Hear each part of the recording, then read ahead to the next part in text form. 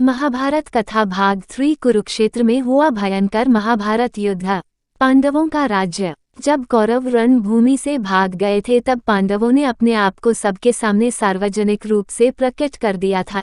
जब राजा विराट को पता चला कि वो पांडव है तब राजा विराट बहुत खुश हुए। राजा विराट ने अपनी पुत्री उत्तरा का विवाह अर्जुन के पुत्र अभिमन्यु से कर दिया था। इस विवाह में श्री कृष्ण और उनके बड़े भाई बलराम तथा सभी बड़े बड़े राजा सम्मिलित थे। अर्जुन के पुत्र के विवाह के बाद पांडव अपने राज्य वापस लौटना चाहते थे, इसलिए उन्होंने श्री कृष्ण को अपना दूत बनाकर हस्तिनापुर भेजा। श्री कृष्ण हस्तिनापुर गए और वहां उनका यथोचित सत्कार हुआ। फिर श्री कृष्ण ने धृतराष्ट्र को बोला, हे राजन, पांडवों ने ये कहलवाया है, हमने अपना वनवास व अज्ञातवास पूरा कर लिया है, अब आप हमें हमारा आधा राज्य वापस लौटा दीजिए। वहां बैठे सभी लोगों ने धृतराष्ट्र को समझाया कि आप पांडवों का राज्य वापस लौटा दे, लेकिन दुर्योधन को ये बात सुनकर बहुत गुस्सा आया और उसने सभी के सामने कहा कि मेरे पिता धृतराष्ट्र ज्येष्ठ पुत्र है और मैं उनका ज्येष्ठ पुत्र हूँ। चाचा पांडु का पिताजी धृतराष्ट्र के होते हुए किसी भी राज्य पर कोई अधिकार नहीं बनता, मेरे पिता का अधिकार बनता है और मैं मेरे पिता का राज्य किसी को भी देने की अनुमति नहीं देता। मैं किसी को भी सुई की नोक जितनी संपत्ति भी नहीं दूंगा। यदि पांडवों को राज्य चाहिए तो वो हमसे युद्ध करे। सभी ने दुर्योधन को बहुत समझाया, लेकिन दुर्योधन अपनी ही बात पर अड़ा रहा और यह बात सुनकर श्री कृष्ण पांडवों के पास वापस चले गए।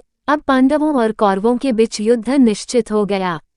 एक दिन दुर्योधन श्री कृष्ण से युद्ध में सहायता प्राप्त करने के लिए द्वारकापुरी गए। जब दुर्योधन श्री कृष्ण के पास गए तो श्री कृष्ण निद्रामग्न थे, अतः दुर्योधन कृष्ण जी के सिरहाने जा बैठा। इसी के थोड़ी देर बाद ही पांडु पुत्र अर्जुन भी श्री कृष्ण के पास इसी कार्य के लिए पहुंचे और उनको सोया देखकर वो उनके पैरों की ओर बैठ गए। जब श्री कृष्ण उठे तो उनकी दृष्टि अर्जुन पर पड़ी और अर्जुन के कुशल मंगल हाल पूछने के बाद कृष्ण जी ने आने का कारण पूछा। फिर अर्जुन बोले, भगवान, मैं आपसे युद्ध के लिए सहायता लेने आया हूँ। तभी दुर्योधन भी बोला, मैं भी आपसे सहायता लेने आया हूँ, क्योंकि मैं अर्जुन से पहले आया था, इसीलिए सहायता पहले मांगने का अधिकार मेरा है।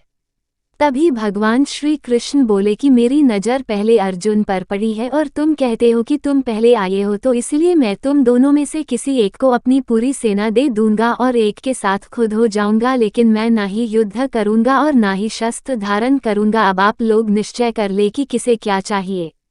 अर्जुन ने श्री कृष्ण को मांगा और यह सुनकर दुर्योधन खुश हो गया, क्योंकि वो विशाल सेना की वजह से ही श्री कृष्ण के पास आया था। श्री कृष्ण बोले कि अर्जुन, मैंने कहा था कि मैं युद्ध नहीं करूंगा, फिर भी तुमने मेरा चयन क्यों किया? तब अर्जुन बोले, भगवान, आप जहाँ है वहाँ विजय ही विजय है, इसलिए मेरी इच्छा है कि आप मेरे युद्ध में मेरे सारथी बने। महाभारत में शांतिदूत श्री कृष्ण। युधिष्ठिर अपनी 7 अक्षौहिणी सेना के साथ युद्ध करने के लिए तैयार हो गए। फिर भगवान श्री कृष्ण दुर्योधन के पास दूत बनकर गए। उन्होंने 11 अक्षौहिणी सेना के स्वामी दुर्योधन से कहा कि दुर्योधन, तुम पांडवों को या तो राज्य दे दो या फिर 5 ही गांव दे दो। ये बात सुनकर दुर्योधन बोले कि मैं एक सुई की नोक जितना भी हिस्सा पांडवों को नहीं दूंगा, मैं इनसे युद्ध करूंगा। ये बात कहकर दुर्योधन श्री कृष्ण को बंदी बनाने के लिए उद्यत हो गया। फिर भगवान श्री कृष्ण ने दुर्योधन को अपने विश्वरूप का दर्शन कराकर भयभीत कर दिया। इसके बाद विदुर ने भगवान कृष्ण को अपने घर ले जाकर उनका आदर सत्कार किया। इसके बाद ही कृष्ण जी युधिष्ठिर के पास गए और बोले, महाराज, आप दुर्योधन के साथ युद्ध शुरू करें। अब दोनों सेना महाभारत युद्ध के लिए मैदान में उतर चुकी थी। तभी श्री कृष्ण ने अर्जुन को समझाया कि पार्थ, आप शोक के योग्य नहीं है, क्योंकि सिर्फ शरीर मरता है और आत्मा कभी नहीं मरती, आत्मा हमेशा जीवित रहती है। अर्जुन ये बात सुनकर युद्ध क्षेत्र में उतर गए। दोनों ओर से शंख ध्वनि हुई और दुर्योधन की तरफ से पहले पितामह भीष्म सेनापति हुए, पांडवों के सेनापति शिखंडी हुई। महाभारत कथा का ये युद्ध बहुत ही बड़े संग्राम जैसा था और सभी देवता इस युद्ध को आसमान से देख रहे थे और अर्जुन ने 10 दिन तक युद्ध लगातार करके दुर्योधन की अधिकांश सेना को मार डाला था। महाभारत में भीष्म पितामह का वध और महाभारत में गुरु द्रोणाचार्य का वध। भीष्म बाणों की मृत्यु शैया पर लेटे हुए थे। अर्जुन ने भीष्म पर खूब बाण चलाए, लेकिन उनकी मृत्यु नहीं हुई और अर्जुन जानता था यदि भीष्म की मृत्यु नहीं हुई तो ये युद्ध समाप्त नहीं होगा। इसीलिए अर्जुन ने भीष्म से ही पूछा कि आपकी मृत्यु करने का क्या कारण है। तब उन्हें भीष्म ने बताया कि मैं अपने पिछले जन्म में एक बार शिकार पर जा रहा था, तब मैंने धोखे से एक सांप को तीर मार दिया था। वह सांप 10 दिन तक तड़पता रहा, फिर उसकी मृत्यु हुई। उसी के शाप के कारण आज मेरी भी यही हालत है। और अगर तुम अपने रथ पर शिखंडी को बिठा लो तब मेरी मृत्यु संभव है, क्योंकि वे ही पिछले जन्म में अम्बा थी और मैं अब भी शिखंडी को नारी का रूप मानता हूँ। अर्जुन ने यही किया और शिखंडी को अपने रथ पर बिठाया और भीष्म पर बाण चला दिए। तब भीष्म ने अपना धनुष छोड़ा और उनकी मृत्यु हो गई। इसके बाद आचार्य द्रोण ने सेनापति का भार संभाला। पांडवों की सेना में धृष्टद्युम्न सेनापति बने। उन दोनों में बड़ा भयंकर युद्ध हुआ। युद्ध में गुरु द्रोण ने युधिष्ठिर को बंदी बनाने के लिए एक चक्रव्यूह की रचना की। पांडवों के पक्ष में अर्जुन और श्री कृष्ण ही चक्रव्यूह तोड़ना जानते थे। अर्जुन पुत्र को सिर्फ चक्रव्यूह में प्रवेश करना आता था, निकलना नहीं। अभिमन्यु चक्रव्यूह में घुस गया और तभी कौरवों ने चक्रव्यूह में प्रवेश करने का द्वार बंद कर दिया। और तब भी अर्जुन पुत्र ने हार नहीं मानी, वह अकेला ही लड़ता रहा और उसने कई योद्धाओं को मार गिराया। तभी सूर्यपुत्र कर्ण और गुरु द्रोण ने अर्जुन पुत्र अभिमन्यु को मारने की सोची और उन्होंने अभिमन्यु के रथ के पहिए में तीर मार दिया और अभिमन्यु गिर गए। और तभी कौरवों ने अभिमन्यु पर आक्रमण करके उसकी मृत्यु कर दी। इसके बाद जब अर्जुन को पता चलता है कि अभिमन्यु मर चुका है और अभिमन्यु की मृत्यु का कारण जयद्रथ है, तो वे प्रतिज्ञा ले लेता है कि यदि वह सूर्योदय तक जयद्रथ को न मार पाया तो वह अग्नि समाधि ले लेगा। महाभारत युद्ध समाप्ति के बाद क्या हुआ?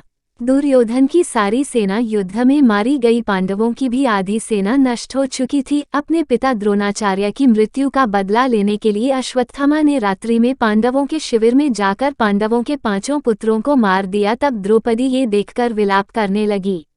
अश्वत्थामा ने 5 पुत्रों के सर काट दिए थे। अर्जुन अब प्रतिज्ञा ले चुका था कि वह अश्वत्थामा का विनाश कर देगा और अर्जुन के डर से अश्वत्थामा वहां से भाग निकला। भयभीत होकर उसने ब्रह्मास्त्र का प्रहार अर्जुन पर कर दिया। तब अर्जुन ने श्री कृष्ण से पूछा कि भगवान, सामने से यह जो अग्नि मेरी ओर आ रही है ये क्या है? तब श्री कृष्ण ने बताया कि यह अग्नि ब्रह्मास्त्र है जो अश्वत्थामा ने छोड़ा है। अब तुम भी ब्रह्मास्त्र छोड़कर इस ब्रह्मास्त्र को रोको। तब अर्जुन ने भी ब्रह्मास्त्र का वार किया। दोनों अस्त्र एक दूसरे से टकराए और अग्नि प्रज्वलित हुई जो तीनों लोकों को तप्त करने लगी। इस अग्नि से सब और ज्वाला ही ज्वाला हो गई और ये देखकर अर्जुन ने दोनों ब्रह्मास्त्र को शांत कर दिया और अश्वत्थामा को पकड़ लिया।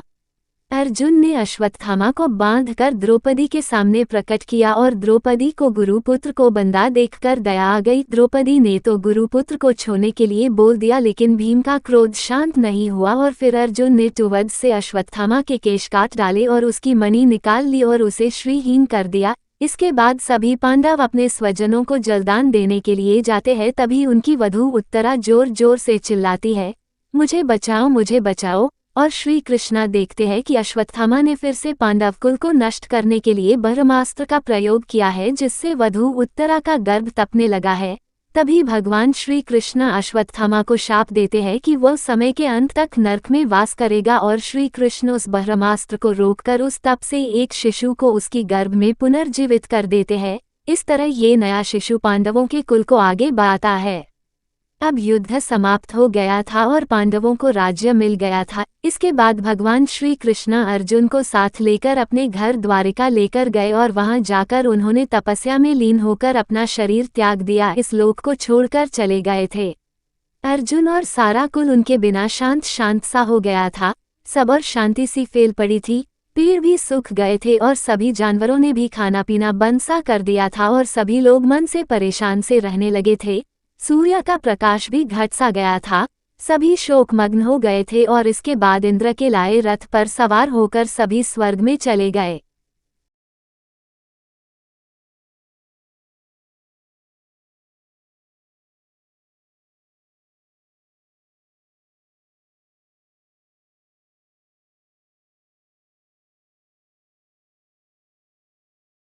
महाभारत कथा की कुछ महत्वपूर्ण बातें। महाभारत की घटना एक अद्भुत घटना है। ये घटना एक बहुत ही अचंभित कर देने वाली घटना है, क्योंकि इस युद्ध का असली कारण सिर्फ चचेरे भाइयों की लड़ाई है। कुरुक्षेत्र में हुए इस युद्ध में इतनी जाने गई है कि आज भी वहाँ की मिट्टी का रंग लाल ही है। महाभारत की समाप्ति के बाद पांडवों का शासन से मोह ही खत्म हो गया था, क्योंकि पांडव श्री कृष्ण के जाने के कारण शोक अवस्था में थे। सबसे पहले द्रौपदी की मृत्यु हुई थी और इसके बाद सभी पांडव मरे, लेकिन एक युधिष्ठिर ऐसे थे जिन्हें शरीर के साथ स्वर्ग में प्रवेश मिल गया था। स्वर्ग जाते समय पांडवों के साथ एक काला कुत्ता भी यात्रा पर था और वह काला कुत्ता युधिष्ठिर के साथ अंत तक चलता रहा, क्योंकि बाकी सब पांडव और द्रौपदी अपने देह पहले ही त्याग चुके थे। जब यमराज युधिष्ठिर को लेने के लिए आए और युधिष्ठिर बोले मैं स्वर्ग अपने भाइयों के बिना नहीं जाऊंगा, तब यमराज बोले कि वे सब आपको वहीं मिलेंगे और यह काला कुत्ता मेरा ही स्वरूप है जो आपके साथ है। तब युधिष्ठिर खुशी खुशी यमराज के साथ स्वर्ग चले गए। एक अहम जानकारी यह भी है कि अपने स्वर्ग की यात्रा से पहले पांडव अपना राज्य परीक्षित के पास छोड़ गए थे। उनके बाद राजा परीक्षित ने ही हस्तिनापुर में शासन किया और राजा परीक्षित के वंशज निचक्षु इस शासन के आखिरी राजा थे। जब युधिष्ठिर स्वर्ग में गए तब उन्होंने देखा कि उनके भाई वहां नहीं है और कौरव वहां है। तब उन्होंने यमराज से पूछा मेरे भाई कहाँ है, तो उन्हें पता चला कि उनके भाई नर्क में है। युधिष्ठिर अपने भाइयों को देखने नर्क गए और उनका ये हाल देखकर युधिष्ठिर ने ईश्वर से पूछा कि मेरे भाई यहाँ क्यों हैं। तब ईश्वर ने बताया कि युद्ध के आखिर तक कौरव अपनी मातृभूमि के लिए लड़ते रहे। उन्होंने सच्चे क्षत्रिय की तरह अपने प्राणों को त्यागा है और अंतिम में पांडवों में जरा अहंकार आ गया था। युद्ध जीतने का हिज कारण उन्हें नर्क में रखा गया है, लेकिन ये कुछ समय के लिए ही है। कुछ समय बाद पांडवों को स्वर्ग में और कौरवों नर्क में भेज दिया जाएगा।